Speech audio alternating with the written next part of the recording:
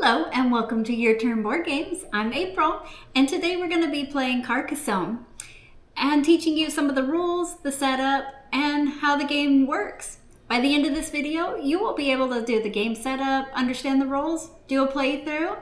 So let's not waste any more time. Let's get to it.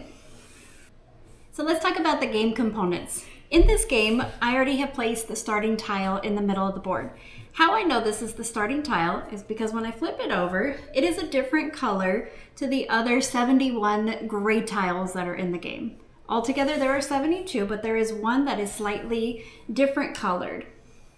Each player will also then get 7 meeples of a particular color. So here is my 7 meeples. And I'm going to be using these in order to play my different spots on the board. One of my 7 meeples is going to be placed on the game track. And then the other 6 are going to be specifically for playing the game. As you can see on the side, I already have my game board tracker. And I have my 71 gray tiles set up. They're all shuffled and they're face down. And that's the game set up and we're ready to get started. So let's talk about the sequence of your turn. First, you are always going to draw a tile from the top of any deck, whichever one you choose. You're going to turn it over and you're going to notice different spots on the tile. This being the base tile, meaning you can't change it, but you can change the direction. If you wanted to turn it clockwise, if you want to turn it counterclockwise, it's totally up to you, however you want to start. The tile that I drew has a road and fields on both sides. In order to place this, I have to place it in a way that makes sense for the game. Meaning I would have to place it on this side, I could place it on the left side. The only place I truly cannot place it is right here. I mean, that would make no sense. You would have a city and a road linked together. That doesn't work. But I could also, if I wanted, place it right down here. So then my 2 fields would be connecting. That would be the example. Now let's say I place it here. One option that you have at the beginning of the game is you can place a meeple to claim that road. I could place my meeple here, and the other player cannot actually claim that particular spot. If another road came up, like say this one, another player of another color cannot place this here. This would be illegal because you've already claimed that road. Okay? So they would have the same choice as you. They would place it here. Or right here. Okay, so now after I've placed my meeple, it's now the next player's turn. So if another player was playing with me, they get this tile next. Now, like I was saying before, they could place it here, but they would just be giving me extra points. So why would they do that? The only logical thing would be to place it here. So what the other player would then do is they place their meeple, and if you notice that it's totally closed in now, so now they have made a city. So each piece is counted as 2 points. So right here, the yellow player would now have gotten 4 points. So they have their meeple on the track, so they would move to 4. Then the next card comes up. It's a monastery. Monasteries work a little bit differently when you're counting points. You want to fill in as much around the monasteries as possible. So if I place this monastery here, I place my meeple on top, and I count how many squares around it. So right now, this meeple would be getting 4 points. It'd be 1, 2, 3, 4. Now, if they're able to fill in the other 5 spots around it, they would get a full 9 points. At the end of the game, if they're not able to fill it, it's however many fields are around it or other pieces. And the game continues this way. So you basically score points if you complete any of the cities that are totally enclosed like I did here. And once, I should have taken this off right away. Once this meeple was placed here and it completed the city, the meeple goes right back into your pile right away. So here's another example. So I could place this tile here if I was the yellow player. Now you do have the option to place pieces or you don't have to. If you run out of meeples, you obviously cannot place anything. But one other thing I want to point out is this particular tile has a shield.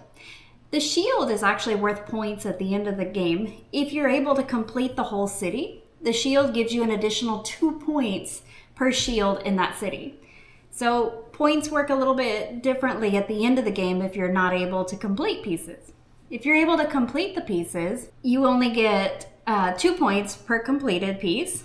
if I don't say this is the only piece I have and I have a meeple here, I would only get 1 point, and then 1 for the shield as well. Now I'm gonna play a few rounds, and then I'm gonna get right back to you. Okay, so now I ran into an interesting scenario. It is now the red player's turn. And remember how I said you are not able to claim anybody else's city if, say, this one is already all connected. I drew a piece right here where it does connect to the road. Now, if I wanted to, obviously the red player could get 1, 2, 3 points for this completed road. Or if they feel that they are able to help the yellow player complete the city, they could actually place their meeple here. And what happens is once another piece comes up, say we get this particular piece, the city is now connected. And so then both players would then share the points once the city is totally completed. Just something to think about while you're playing. Okay, so now we have finally completed the city, and here's what happened. So if you notice, this city now has a wall totally around it. So how do you score the points? So for each tile that this city encloses or comes to is worth 2 points. So we're gonna count that first, and then we're gonna count the shields. So let's see.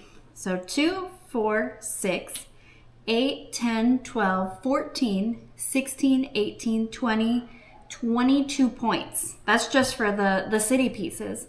Now we're going to count the shield. So 22, 24, 26, 28, 30, 32 points just for this one city. Now, because like I was saying, both players are on it, they both get those points.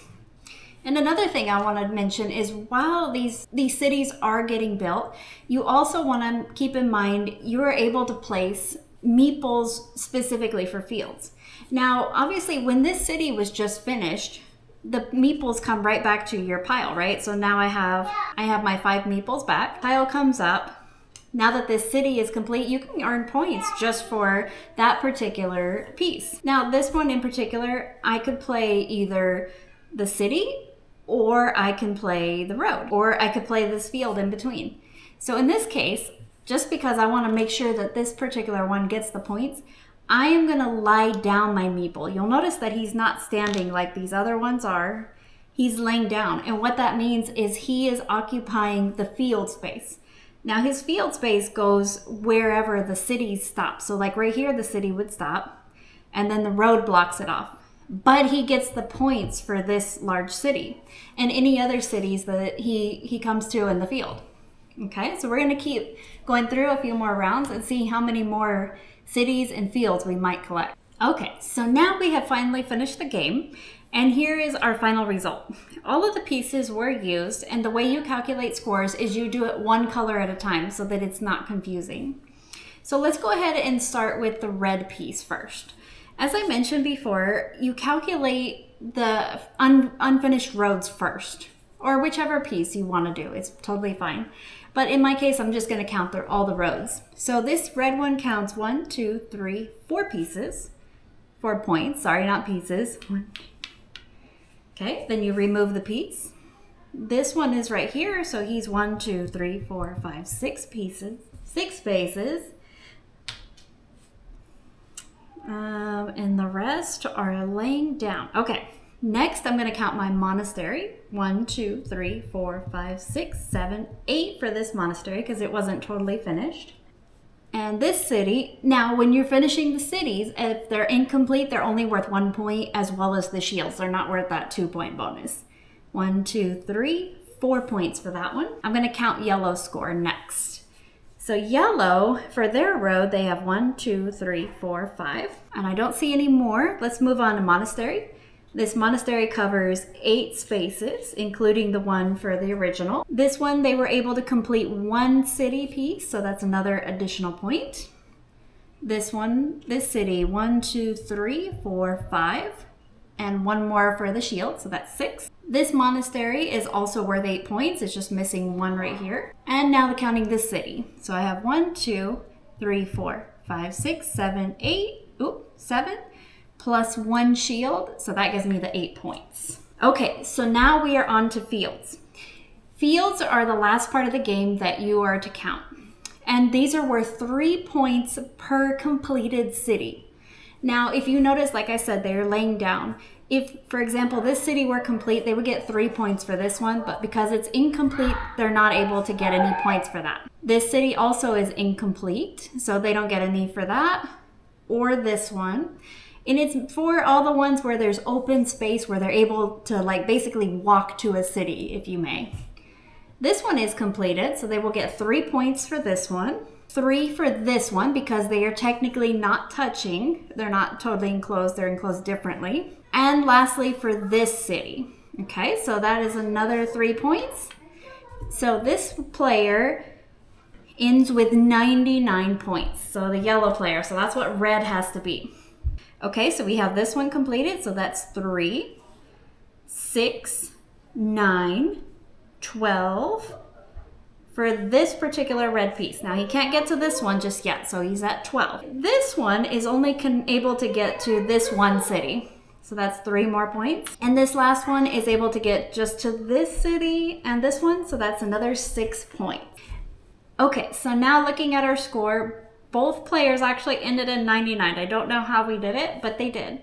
Typically, the player with the most points is declared the winner, but in this case, because they both tied, they both get to share the victory. And so, like I say, the game ends when all of the pieces have been placed, and then we did our final scoring. So Carcassonne is a very popular tile placement game. As you can see, I think of it as a very fun game, and I hope you feel now confident in order to play Carcassonne. Thank you for watching today's video. If you enjoyed any part of this, I really truly hope that you will give it a thumbs up, hit that subscribe button on your way out, and leave us a comment on what you thought of our video today on Carcassonne. As always, I'm April, and there's more games out there. Let's go play them. Now that you've finished watching this video, be sure to check out our other videos. Please also like the video, hit that notification bell so you don't miss any of the gaming fun. There's more games out there. Let's go play them.